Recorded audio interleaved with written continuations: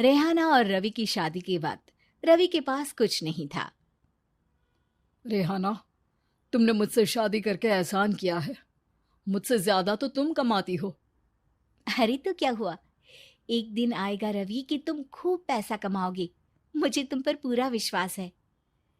रवि और रेहाना खुद को स्टैंड करने के लिए पूरी मेहनत करते। रेहाना, मैं नौकरी नहीं करना चाहता हूँ। तो कोई बात नहीं, मैं नौकरी करके घर चलाती हूँ, तुम बिजनेस सेट करने की कोशिश करो।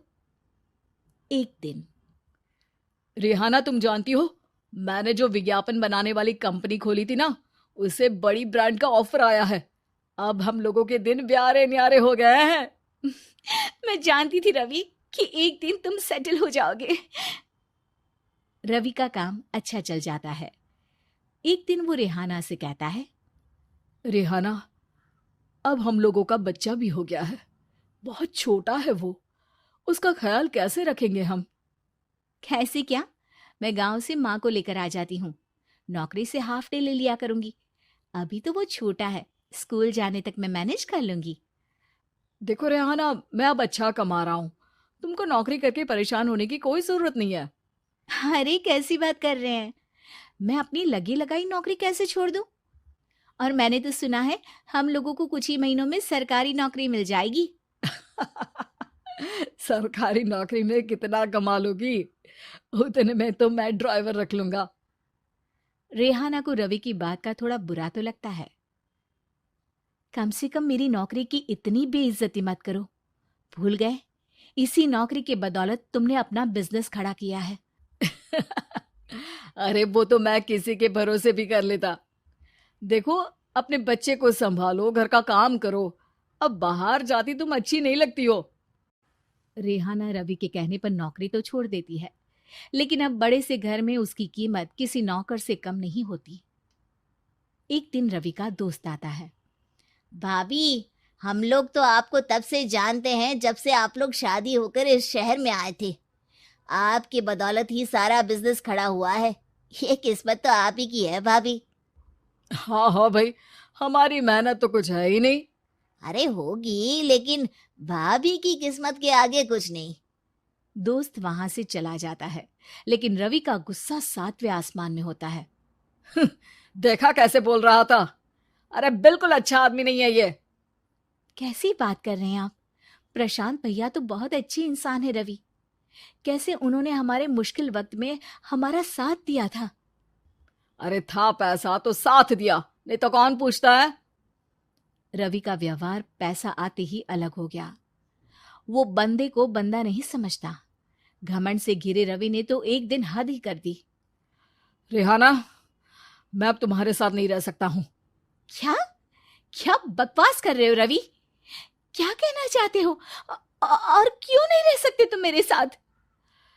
देखो, मुझे कोई और पसंद है, और उसने साथ रहने पर बस यही शर्त रखी है कि मुझे तुम्हें तलाक देना होगा। रेहाना, जो कि एक स्वावलंबी महिला थी, उसने बिना देर किए रवि को कह दिया, कोई इश्यू नहीं, मुझे पैकिंग में 4 दिन का वक्त लगेगा, लेकिन तब तक मैं तुम्हारे साथ नहीं रहूंगी। 4 दिन के लिए तुम कहीं और शिफ्ट हो जाओ, मैं घर से निकलूंगी तो बता दूंगी। रवि घर छोड़कर चला जाता है। रेहाना को दुख होता है, वो रोती है, लेकिन व्यवहार से स्ट्रांग रेहाना को पति के वापस आने का और उसे सबक सिखाने का पूरा भरोसा था। फिर एक दिन, अरे शुशिका, कब शादी करोगे तुम मुझसे? यार मैंने तो सोचा था तुम शादी से पहले मुझे विदेश लेकर जाओगे, महंगी कार दिलाओगे। अरे सब दिला दूंगा, लेकिन पहले मुझसे शादी तो कर लो। हाँ हाँ, क्यों नहीं। मैं कुछ दिनों के लिए अपने मम्मी पापा के पास जा रही हूँ और लोगों से अपनी शादी की बात करूंगी। अरे शुशिका, कैसे रहूंगा मैं तुम्हारे बिना? अब तो शादी ही होने वाली है हम लोगों की। शुशिका रवि को छोड़कर चली जाती है। रवि घर आता है, जहां रेहाना को ना पाकर उसे सब अजीब लगता है। घर तो रेहाना के बिना कुछ नहीं है। बच्चे की याद भी आ रही है। चलो एक वीडियो कॉल कर लेता हूँ। रवि रेहाना को वीडियो कॉल करता है, लेकिन रेहाना फोन नहीं उठाती। रात को सोते वक्त मन कर रहा है मुन्ने को गले लगा लूं। चलो कोई ना, शुशिका से शादी के बाद मेरे और भी बच्चे होंगे। अगले दिन रवि ऑफिस जाता है, जहां टीना खड़ी होती है। सर, आपने अपने नए ऐड के लिए मॉडल की रिक्वायरमेंट डाली थी ना, मैं उसी के लिए आई हूँ। रवि टीना को देखकर खुश हो जाता है। अब शादी हो गई है तुम्हारी? नहीं सर, बस अच्छा सा हैंडसम और अमीर लड़का देख रहे हैं मेरे मम्मी पापा। रवि के दिमाग से तो टीना को देखकर शुशिका का ख्याल भी खत्म हो जाता है। अरे यार, ये लड़की मिल जाए कितनी सुंदर है। शुशिका तो इसके आगे कुछ नहीं है। आ, अब क्या तुम्हें ऐसा नहीं लगता कि मुझसे मिलकर तुम्हारी ये खोज खत्म हो गई है? आप ना, आप तो 2 बच्चों की पापा लग रहे हैं।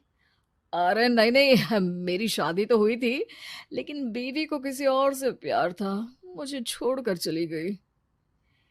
खैर, टीना की दोस्ती रवि से हो जाती है, लेकिन 1 महीने बाद शुशिका रवि के पास वापस आती है। मेरे मम्मी पापा तुमसे मिलना चाहते हैं, लेकिन उन लोगों को ये मत बताना कि तुम पहले से शादीशुदा हो, और हाँ, शादी से पहले अपनी सारी प्रॉपर्टी तुमको मेरे नाम करनी होगी। अरे पागल, अब मैं तुमसे शादी ही नहीं करना चाहता। भला ऐसी लालची औरत से कौन शादी करेगा? तभी वहां टीना आ जाती है। रवि, ये पागल सी औरत कौन है? देखो, तुमने ही कह दिया ना पागल, तो पागल ही है।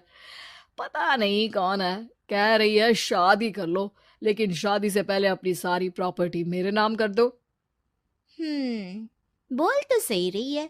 वैसे तुम जानती हो, मेरी एक सहेली है, उसके पति ने उसे पैसा आते ही छोड़ दिया, जबकि उसको खड़ा करने वाली ही मेरी सहेली थी।